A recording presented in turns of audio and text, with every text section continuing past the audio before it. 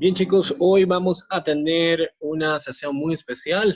Antes de empezar a hablar de enfermedades, es bueno que repasemos un poco la fisiología, tal como hemos hecho siempre. Y bueno, el compromiso hoy es un tanto complejo porque vamos a estar hablando de la fisiología del sistema reproductor femenino. Y eso pues es un compromiso muy interesante. Vamos a intentar, ¿verdad?, de entender o de lograr llevar estas informaciones de una manera lo más comprensible posible. Y nosotros lo primero que habíamos hablado cuando hablábamos de embriología hace mucho tiempo, ¿verdad que sí? Era que el sexo genético estaba, bueno, determinado desde el momento de la concepción, ¿verdad?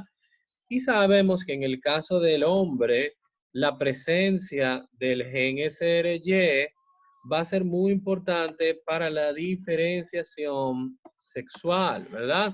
Ya que a partir de la activación del gen SRY, pues va a haber diferenciación gonadal al testículo, ¿verdad?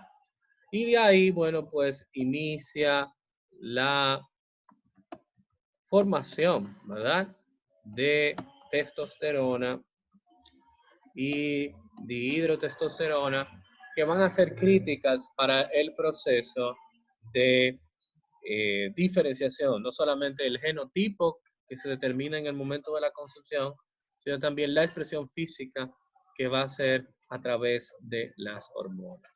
Pero hoy eso no es lo que nos llama la atención. Hoy nos llama la atención directamente, bueno, pues, ¿qué es lo que vamos a estar haciendo con el XX?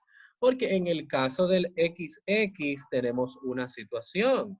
Y en el caso del XX, lo primero que notamos de diferencia es que no hay SRY. ¿Y por qué no hay SRY? Porque no hay cromosoma Y.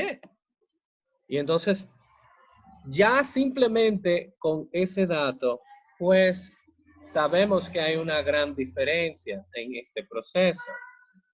Y lo primero que vamos a estar hablando es cómo ocurre la diferenciación sexual en las chicas, ¿ok? Y como ya ocurrió anteriormente, en el momento de la fecundación se determinó, ¿verdad?, la unión de los dos gametos, femeninos y masculinos, para la formación de, ¿verdad?, del el cigoto. Y ya desde ese momento, pues vamos a tener el sexo genético. Y en este caso, el XX. En esta situación tenemos lo mismo que pasó. Vamos a tener que las células germinales primordiales migran a la gónada indiferenciada y se quedan ahí, en espera de una señal para saber qué van a hacer después. Sin embargo, la ausencia del gen determinante del sexo, porque no hay cromosoma Y, presenta ciertas diferencias. Número 1, cuando llega a la semana 6, todavía las gónadas en las chicas está indiferenciada. No hay señalización. Y esto va a seguir igual hasta aproximadamente la 9ª semana. Y por señalizaciones inespecíficas que todavía no conocemos, a la falta de un gen determinante del sexo, la gónada indiferenciada se convierte en un ovario, las células que están en el interior van a transformarse de células estromales a células de la teca, las células de soporte a células de la granulosa, y todo esto ocurre por señalizaciones que todavía claramente nosotros no sabemos, no estamos totalmente claros. Es decir, que esta diferencia es extremadamente crítica porque el testículo aproximadamente entre la 6ª y 8ª semana está activamente formando testosterona, mientras que el ovario aparece tardísimo entre la 8ª y 9ª semana. Evidentemente, este no es el fin de las diferencias. En el caso de los hombres van a poder empezar espermatogénesis. Pero en el caso de las mujeres, la gametogénesis es diferente. ¿Y por qué es diferente? Es diferente porque las chicas empiezan la gametogénesis, empiezan el proceso de meiosis, pero en la meiosis 1, que es el primer set de divisiones, los ovogonios se quedan dormidos. Literalmente se quedan dormidos. Y se quedan dormidos en la profase 1. Y esto se llama diploteno. ¿Y cuándo termina el diploteno? El diploteno termina justo antes de la ovulación. Esto quiere decir que muchos óvulos nunca se van a despertar. Esto quiere decir que muchos óvulos nunca van ni siquiera a completar la meiosis 1. Las mujeres, a diferencia de los hombres, no están activamente produciendo nuevos óvulos. Las mujeres, a diferencia de los hombres, nacen con la cantidad de óvulos que van a tener su vida entera. Se dice que a eso de la sexta, séptima semana, en algunos textos, más tarde, octava, novena, empieza el desarrollo de los folículos. Y a eso de las 21, 22 semanas, se llega a un pico. Ese pico es de aproximadamente 7 millones. Genial. Cuando tenías 21 a 22 semanas de vida intrauterina, tenías 7 millones de folículos, 7 millones de óvulos. Y tú solo necesitas uno para un bebé. O sea que está bien, tú no pretendes tener 7 millones de hijos. Pero ¿sabes qué? Cuando llega el momento del nacimiento, ya solo le quedan 2 millones. Muchos de estos óvulos dormidos en diploteno van a sufrir atresia y van a ser destruidos sin nunca haber despertado, sin nunca haber participado en un ciclo reproductivo, sin nunca haber cumplido su función. De 7 millones a las 22 semanas, pasamos a 2 millones al momento de nacer. Pero está bien, 2 millones de óvulos es suficiente. Tal vez lo único que tú quieres son 2 o 3 hijos, no 2 millones de hijos. Pero ¿qué pasa durante los años de tu niñez? Durante los años de la pubertad, tú no viste ningún ciclo reproductivo. Tú no viste ninguna menstruación. Durante esos años tempranos de la niñez, no había nada de eso. No fue hasta aproximadamente 2 años del inicio de la pubertad donde probablemente tuviste tu primera menstruación, la menarquia. Y fue donde primera vez empezaron a ejecutar funciones reproductivas en tus ovarios. Cuando llega la primera menstruación, oigan esto, cuando llega la primera menstruación, ya solo te quedan 400,000 óvulos aproximadamente. Aquellos 2 millones de cuando naciste, ya no están. Y cada mes, a partir de ahí, entre tus 2 ovarios se van a elegir de 15 a 20 óvulos. Pero de esos 15 a 20 óvulos, uno solo va a llegar a la ovulación. Uno solo va a salir del diploteno. Uno va a salir de la profase 1.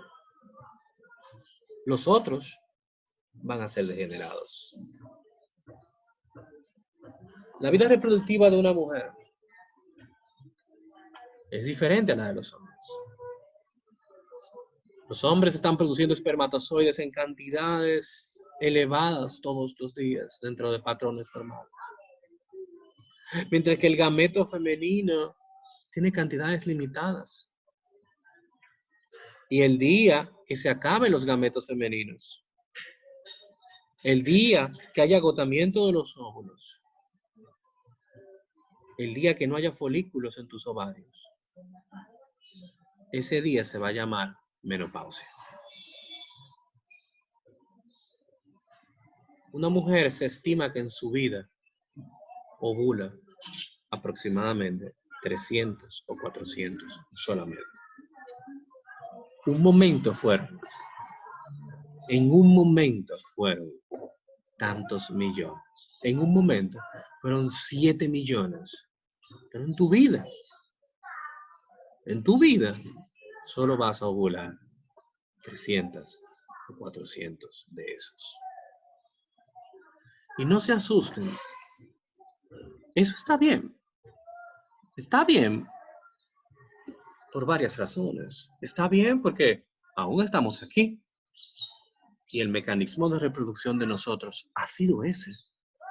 Y todavía la raza humana no se ha extinguido. Además, el proceso reproductivo femenino se enfoca más en la calidad que en la cantidad. Nosotros los hombres es al revés. Necesitamos muchos gametos. Ustedes con un buen óvulo pueden hacer su trabajo perfectamente bien. Y es lo que ha sido. Y es lo que se estima que ocurra. Existen varias terminologías con respecto a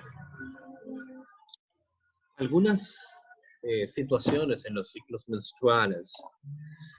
Y la primera pregunta es, ¿cuánto debe durar un ciclo menstrual?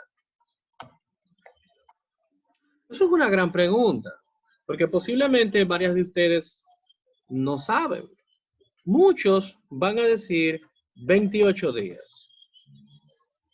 Pero muchas de ustedes tal vez están pensando, pero yo veo mi menstruación,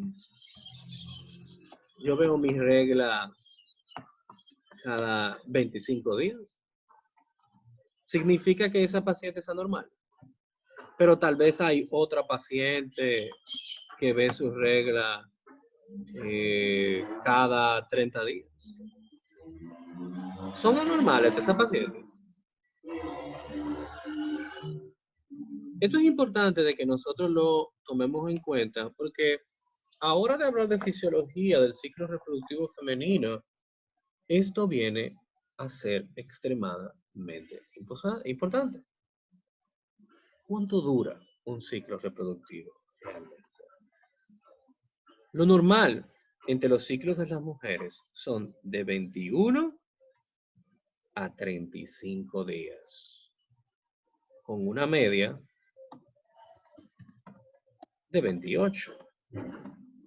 Eso quiere decir, chicos, que si tú tienes una paciente que ve sus ciclos cada 23 días, eso es normal. Si ves una chica que ve sus ciclos cada 26 días, eso es normal. Si ves una chica que ve sus ciclos cada 32 días, eso es normal. Si ves una chica que ve sus ciclos cada 50 días, eso no es normal. Si ves una chica que ve sus ciclos cada 12 días, eso no es normal. ¿Por qué? Porque si aparecen menstruaciones en ciclos menores de 21 días, ya casi estaría viendo la menstruación 2 veces al mes. Pero si tal vez tuviéramos chicas que ven sus menstruaciones cada 50 días, pues la van a durar casi 2 meses sin ver la menstruación. Ahí sí hay problemas. No porque una paciente no vea la menstruación cada 28 días significa que tiene algún problema o que es irregular. Tremenda palabrita, irregular. La irregularidad, La irregularidad es cuando son periodos menores de 21 días o mayores de 35 días. Esa es la irregularidad. Sin embargo, muchas veces a cualquier evento de la menstruación se le llama irregularidad. Pero ya nosotros sabemos que el tramo es entre 21 y 35 días. Menos de 21, irregular. Menos de 35, irregular. Pero no, el único problema no es solamente la irregularidad de que una menstruación es tardía o una menstruación es muy pronta o simplemente que no venga. Esa no es la única cosa que se habla de irregularidad. Porque yo puedo tener pacientes que vean su menstruación cada 28 días, sin embargo tengan problemas con la menstruación. Porque no es solamente en el tiempo que ocurre el único parámetro que como médicos debemos tomar en cuenta, sino también la cantidad de sangrado y los días de sangrado. Yo puedo tener una paciente que vea su menstruación cada 28 días, pero que el volumen, la cantidad de sangre sea por encima de lo normal. Eso se llama metrorragia. ¿Y cuáles son los parámetros para nosotros poder conocer el volumen? ¿Cuáles son los parámetros normales? Usualmente se estima que durante la menstruación el sangrado esté entre 20 y 80 mililitros. 20 y 80 mililitros. Menos de 20 sería poco.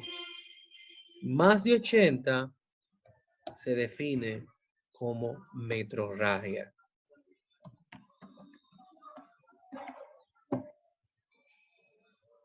Y la pregunta a ustedes que estarán pensando sería, ¿y cómo alguien puede determinar cuánta sangre pierde una mujer durante una menstruación? ¿Le vas a pedir a la paciente que corra un jarrito y empiece a guardar toda esa sangre? No, eso sería asqueroso. Nosotros realmente en términos clínicos aplicables no podemos saber a ciencia cierta si hay más de 80 mililitros. Sin embargo, tenemos algunas técnicas para poder estimar esto. En primer lugar, para los que no lo saben, las toallas sanitarias dicen en su caja cuánto fluido absorben. Y existen toallas sanitarias con diferentes capacidades de fluidos. Las famosas que son más gruesas, conocidas como buenas noches, le llaman, tienen una capacidad de absorción mucho mayor. Y si, por ejemplo, alguno de ustedes está en una emergencia y llega una paciente y te dice que ella ve sus menstruaciones cada 30 días, eso es normal, pero que el sangrado, ella se tiene que cambiar en un día, 7 y 8 buenas noches llenas, ¿qué estás asumiendo? Que el sangrado es excesivo y posiblemente cuando le hagas un hemograma te encuentres con una anemia en esta paciente por las pérdidas importantes de sangre. No solo es la regularidad, también hay que tomar en cuenta el volumen. Es sangrando, chicos. Pero aparte de tomar en cuenta la regularidad que esté en tramos de 21 y 35 días, aparte de tomar en cuenta que sean volúmenes menores de 80 mililitros por periodo de sangrado, también hay que contar los días de sangrado. Si yo veo mi menstruación cada 28 días, pero la menstruación a mí me dura 11 días, 12 días, 13 días. Genial, eres regular. La ves cada 28 días, pero duras 2 semanas sangrando de tu ciclo. ¿Eso es normal? No, no, para nada es normal. La mayoría de los autores dicen que los días de sangrado deben ser de 2 a 5 días. Algunos autores dicen que puede durar hasta 7 días. A mí no me gusta, personalmente, por el hecho de que es una semana sangrando. Eso es un problema también, chicos.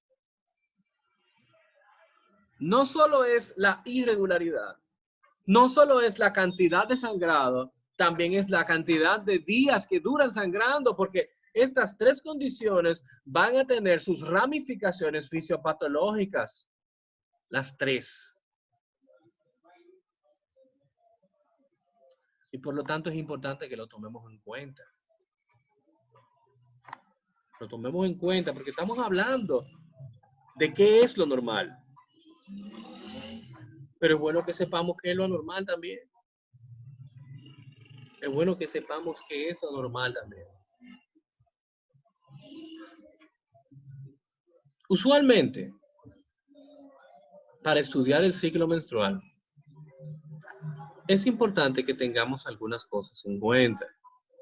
Y es que para su estudio, el ciclo ovárico ha sido dividido en algunas fases. ¿Ok? Y estas fases son divididas de la siguiente manera. Vamos a ver, a abrir este cuadro aquí de texto y vamos a preparar esta gráfica. Bien, chicos, aquí estamos con este dibujo que mágicamente le apareció en la pantalla. No convulsionen simplemente de ver con tantas cositas. Básicamente esto es un diagrama del ciclo menstrual. Ustedes ven lo complicada que son las mujeres. Vamos a estar elaborando un poco qué son todas estas cosas que están viendo aquí en pantalla en este momento. Y si se fijan, hemos hecho un pequeño diagrama aquí en el medio de la pantalla, donde este extremo que dice primer día de sangrado, este extremo va a ser el día 1 del ciclo menstrual, mientras que este otro extremo va a ser el día 28. Hemos tomado a una mujer de un ciclo de 28 días, pero como ya dijimos, esto no necesariamente tiene que ser lo único que conozcamos como normal. Tomamos el primer día aquí de este extremo, día 28 aquí de este otro extremo, y justo a la mitad, en el día 14, bueno, aquí lo tenemos marcado. Y vamos a saber aquí vamos a estudiar aquí que en la fase, en el ciclo ovárico, vamos a tener una fase folicular que va primero, tenemos una fase media en el medio que es la ovulación y tenemos otra fase ya final que es la fase lútea. Folicular, ovulación, lútea. Folicular, ovulación y lútea. Y evidentemente estas tres fases van a estar regidas por una serie de eventos hormonales muy estrechamente relacionados.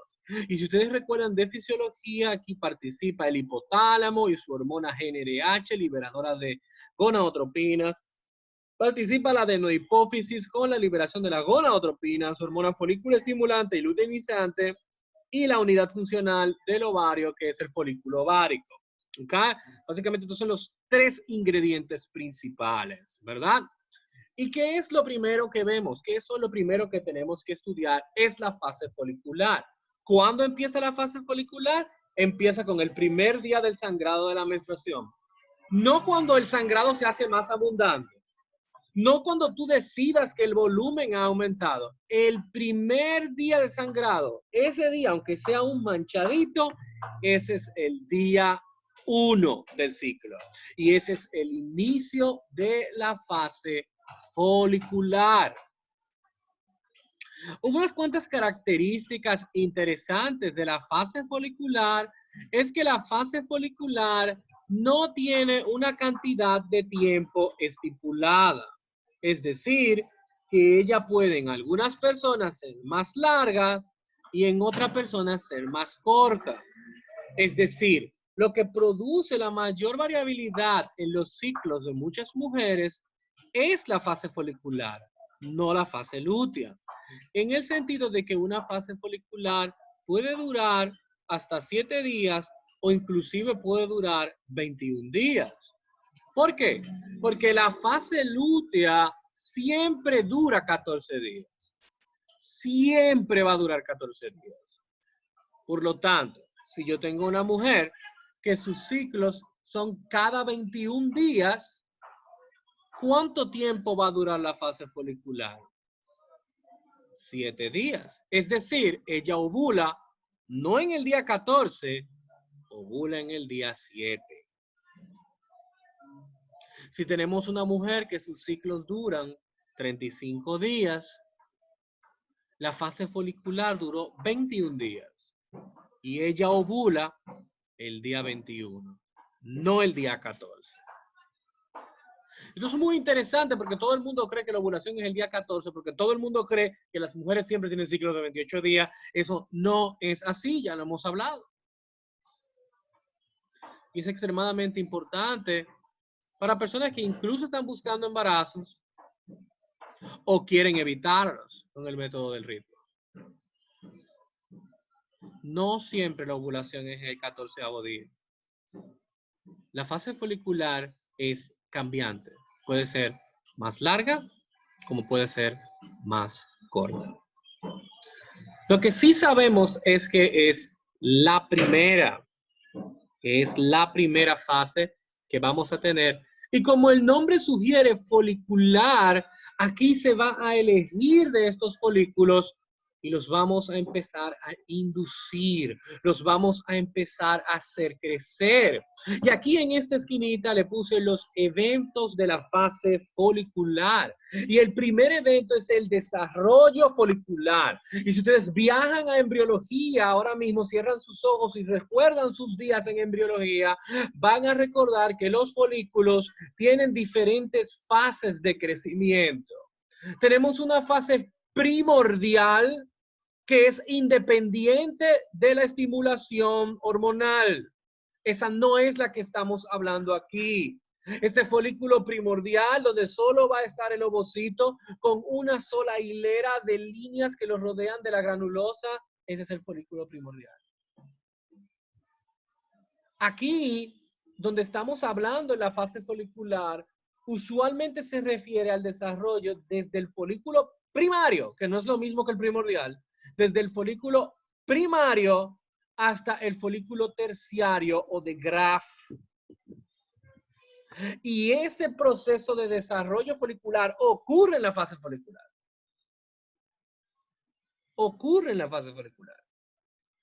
Va a ser que ese folículo que una vez fue solamente el óvulo y una línea de células de granulosa, se llene de líquido en su interior, las células de la granulosa se vuelvan más, aparezcan las células de la teca, se dividan en teca interna y teca externa, y recuérdense que el folículo antes de ovular es tan grande como unos 25 a 30 milímetros.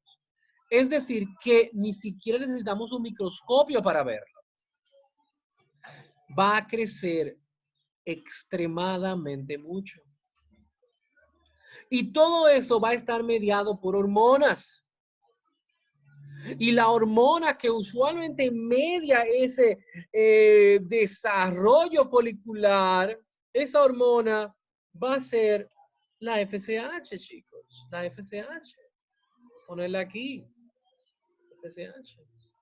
Es la hormona que usualmente media ese desarrollo folicular. Miren el nombre. Como les dije, el folículo primordial es independiente de la acción de la hormona folículo estimulante, pero de ahí para adelante van a obedecer a ella para su crecimiento. Y durante estos primeros días del ciclo, la FSH tiende a estar elevada. ¿Y por qué tiende a estar elevada la FSH?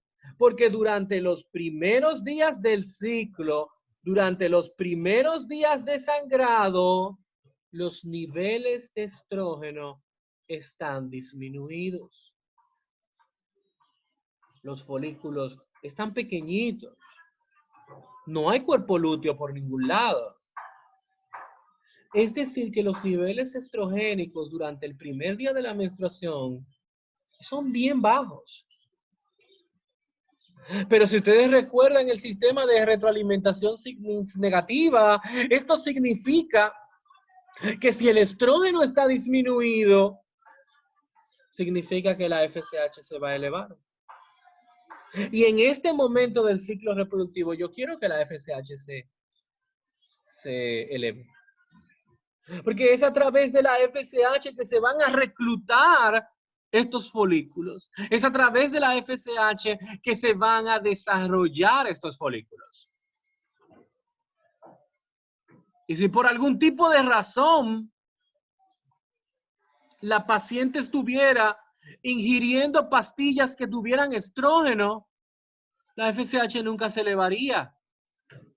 Y si la FSH nunca se eleva, los folículos no van a ser reclutados, ni van a ser desarrollados, ni la paciente va a ovular, alias cómo funcionan las pastillas anticonceptivas combinadas, donde las primeras pastillas van a contener pastillas a base de etinilestradiol o valerato de estradiol.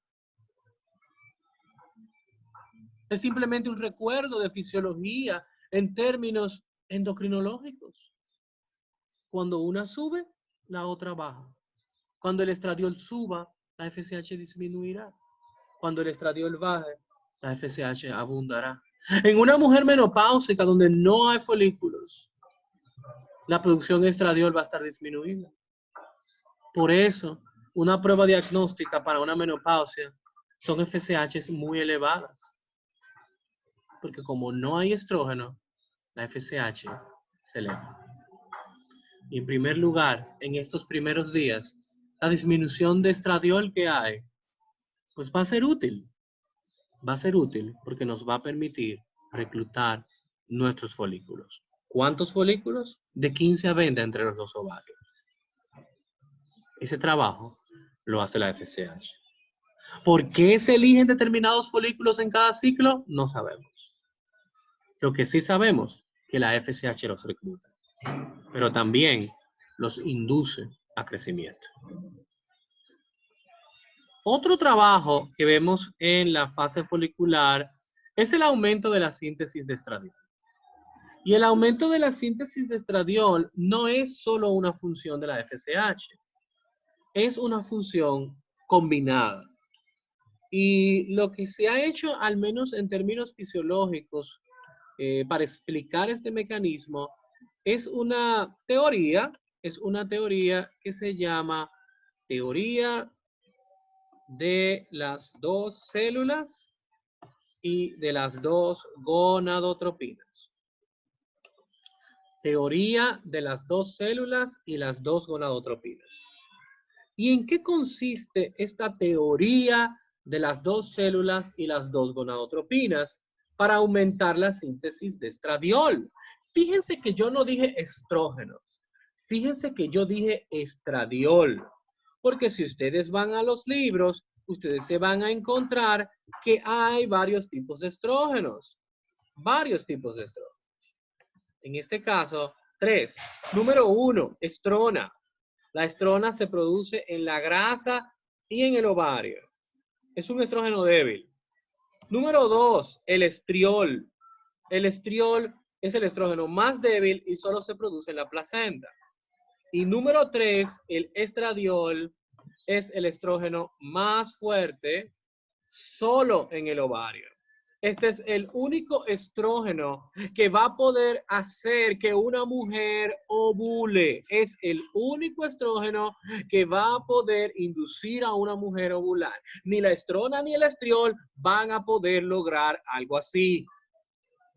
Y si yo me estoy refiriendo al aumento de la síntesis de estradiol, es porque nosotros necesitamos ese estrógeno específicamente para lograr la ovulación. Y el mecanismo de la teoría de las dos células y dos gonadotropinas, su meta va a ser producir ese estrógeno.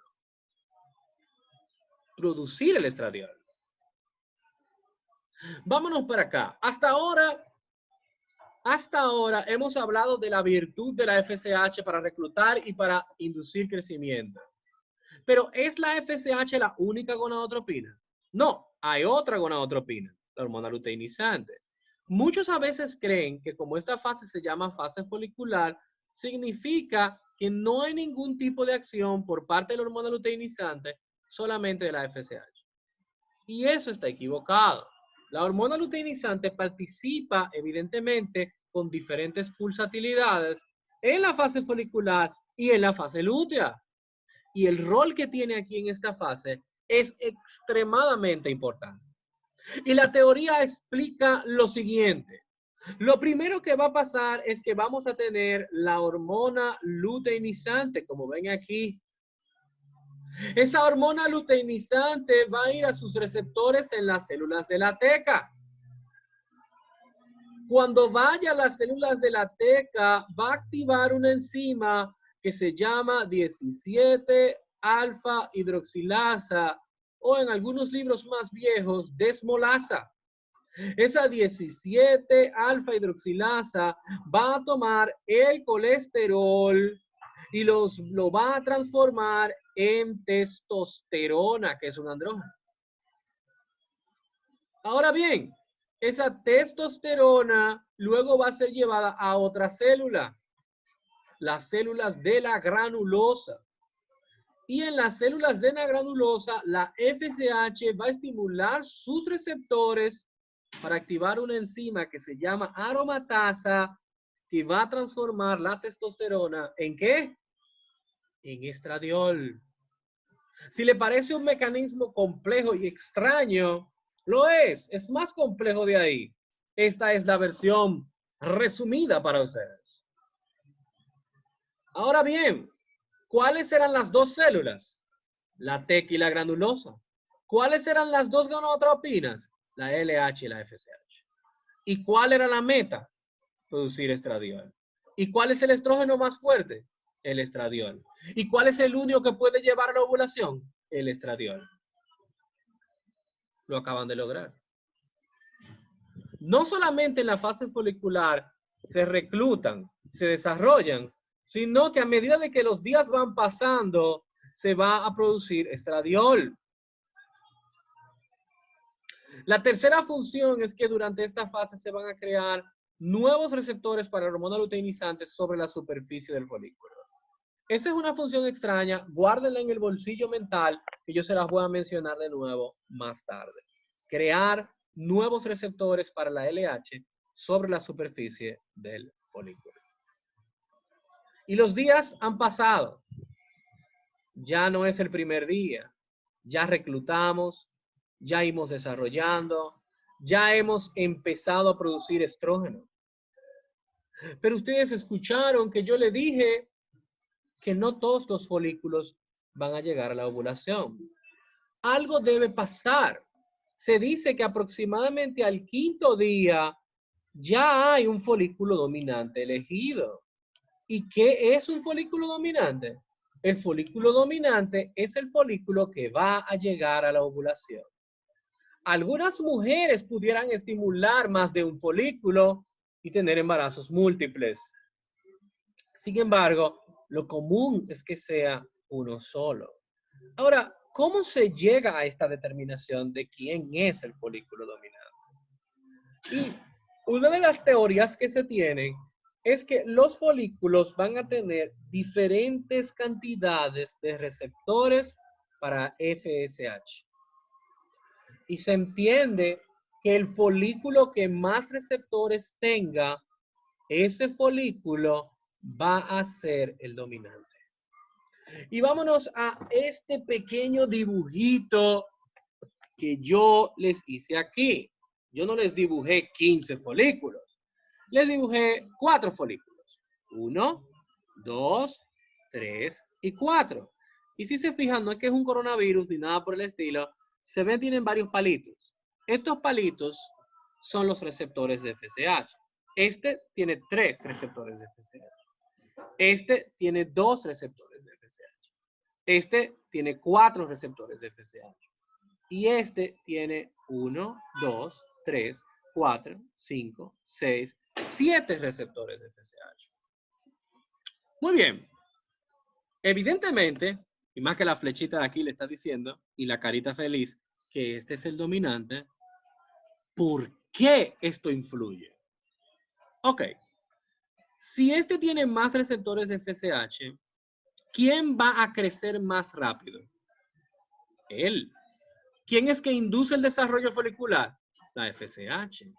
Por lo tanto, ¿quién va a crecer más? Él. ¿Quién va a aprovechar más la FSH? Él. ¿Quién va a producir más estradiol? Él. Y a medida de que los días pasen, ¿qué va a pasar con el estradiol? Va a aumentar. Y si el estradiol aumenta, ¿qué va a pasar con la FSH? Va a disminuir. Y si la FSH disminuye, ¿qué va a pasar con estos otros folículos que están pequeñitos y que no tienen tantos receptores? No van a poder seguir creciendo. Solamente el que tenía más receptores pudo crecer y aprovechar. Y ahora que la FSH está disminuyendo, estos van a empezar a degenerarse. Estos folículos empiezan a ser degenerados y destruidos. Y solamente nos vamos a quedar con el folículo dominante que ven aquí. Aproximadamente al quinto día, ese folículo ya está seleccionado. Y seguirá creciendo hasta que aproximadamente ya consiga ver una producción de estradiol de unos 200 picogramos por decilitro, como ven aquí. Y ese 200 picogramos por decilitro va a inducir un proceso muy extraño que se llama el pico de secreción de LH. El pico de secreción de LH es un evento extraño porque es inexplicable. Usualmente la relación del estrógeno con ambas gonadotropinas es negativa, como hemos hablado. Sin embargo, por un breve periodo de tiempo, cuando el estradiol llegue a 200 picogramos por decilitro, esa relación se va a invertir y en vez de ser negativa, se va a tornar positiva. Es decir, que el estradiol va a inducir a un aumento importante de las gonadotropinas, específicamente la hormona luteinizante. ¿Por qué pasa eso? No sabemos, pero ocurre. Y qué bueno que ocurre, porque esto es posiblemente el evento más crítico para el proceso de la ovulación. Porque esa hormona luteinizante que ahora empieza a elevarse de manera exagerada, va a empezar a inducir unos cambios que van a llevar al proceso de la ovulación. Sin pico de hormona luteinizante no hay ovulación. Para que ocurra el pico de hormona luteinizante debe haber un pico de estradiol. Y para que ocurra un pico de estradiol debe haber una producción de él por parte de los folículos. Y para que los folículos puedan producir el estradiol debe haber una FSH presente al inicio para lo que los ayude a desarrollarse. Todo es una cadena. Y si uno de estos eventos falla, la mujer no ovula. ¿Ok? El pico de la LH es posiblemente el evento más crítico. Se puede medir, pero es difícil porque la vida en medio de la hormona luteinizante es complicada, es difícil, es corta, es una hormona extremadamente inestable en ese sentido. Además de poder atrapar este momento en una prueba sanguínea o en una prueba de orina. Es un tema, pero técnicamente se puede medir, pero no es lo que usualmente nosotros hacemos para medir la ovulación. Ahora bien, ya tenemos el pico de hormona luteinizante. ¿Se recuerdan aquellos receptores que le dije que se crearon para la hormona luteinizante en la pared del folículo? ¿Se recuerdan de ellos? Que les dije que lo guardaran en su bolsillo mental. Vamos a usar lo que ustedes creen. Y ahora la hormona luteinizante se eleva y se une a todos estos receptores. Y al unirse a estos receptores, empieza a inducir la producción de sustancias como la plasmina y empieza a inducir producción de sustancias como las proteasas. La plasmina y la proteasa empiezan a crear una debilidad en la pared del folículo. Empiezan a crear una especie de estigma, como se le llama, ovárico, y empiezan a crear esa área donde se empieza a debilitar la pared del folículo, literalmente se empieza a abrir un espacio a través de ello. Todo esto está mediado por la acción de la hormona luteinizante sobre sus receptores y la activación de las proteasas y la plasmina. Al abrirse el folículo como un cascarón, se abre el folículo y de dentro del folículo va a salir, de dentro del folículo, literalmente, vamos a ver, no tengo casi nada de espacio para dibujarlo aquí, vamos a imaginarnos que este es el folículo, este circulito, y de dentro del folículo se va a abrir un agujerito, pero vamos a ver si la borra me permite, pero creo que la borra me lo va a quitar entero, así que vamos a imaginarnos que se hizo un hoyito aquí en el folículo, aquí, ¿verdad? Y entonces, tengo una idea, vamos a literalmente utilizar, vamos a, aquí, vamos a ver, se abre un pequeño orificio, ¿verdad que sí? Y de adentro de ese folículo, de ese cascarón, va a salir, de adentro de ese cascarón, va a salir algunos contenidos de ahí. ¿Quién va a salir de ahí? ¿Quién va a salir de ahí? Bueno, pues en primer lugar va a salir el óvulo, el ovocito. Vamos a ponerlo aquí. Sale el ovocito. Y en segundo lugar va a salir alrededor de ella unas células que se llaman células de la granulosa y alrededor de ellas también van a estar la zona pelúcida. ¡Tarán! Entonces tenemos el ovocito, la zona pelúcida y las células de la corona radiada. Van a salir de ahí, de adentro del folículo, y esos contenidos, ese óvulo, esas células, esa zona pelúcida, van a ser captadas por las fimbrias de la trompa de falopio. La LH aumenta la producción interna de sustancias que crean una debilidad en la pared del folículo.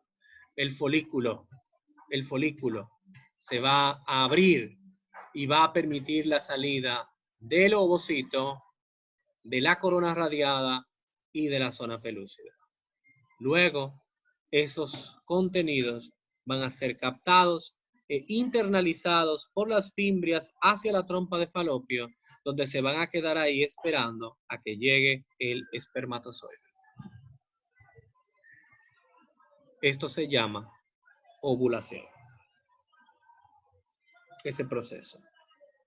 Evidentemente, un poco antes de que ese proceso inicie, el óvulo va a despertar y va a completar la primera división meiótica. ¿Recuerdan el diploteno?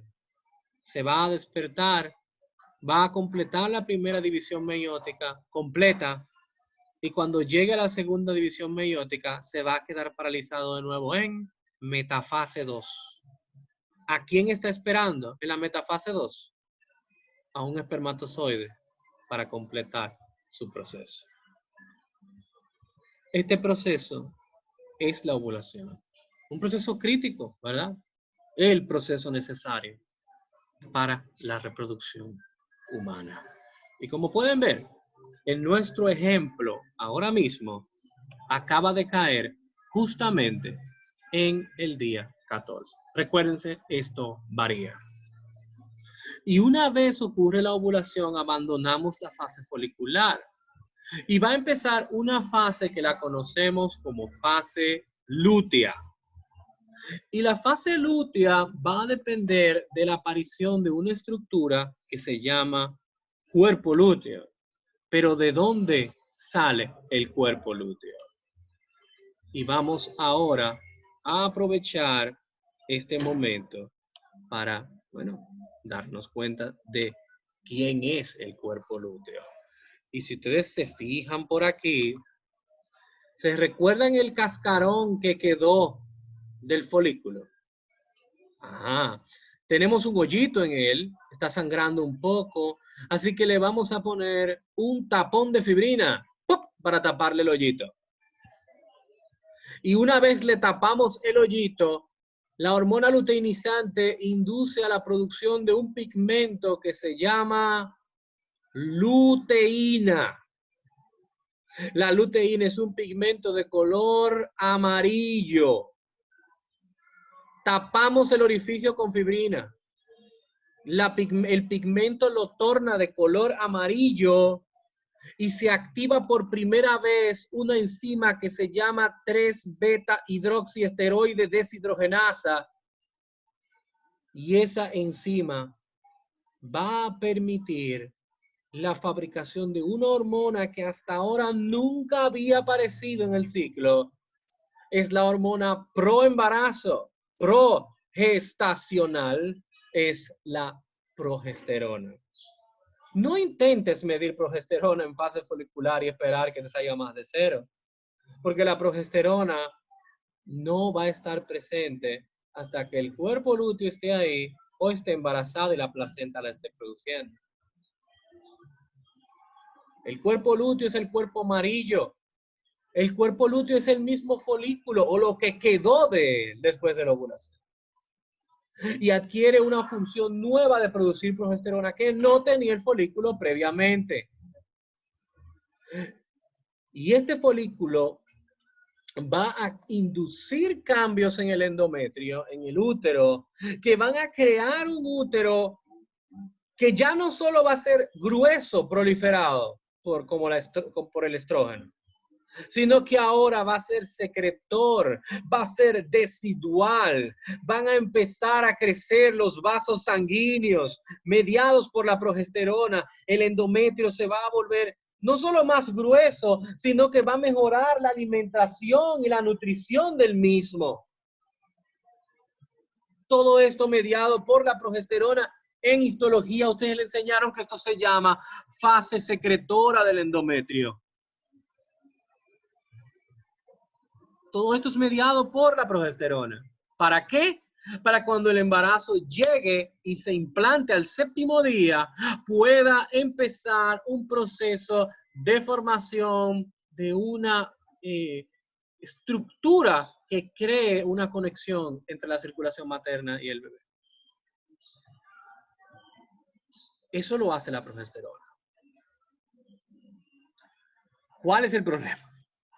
¿Se recuerdan que cuando yo le dije que la fase lútea debe durar 14 días? Eso no es porque la fase lútea es ñoña, ni porque la fase lútea es perezosa y solo quiere trabajar 14 días.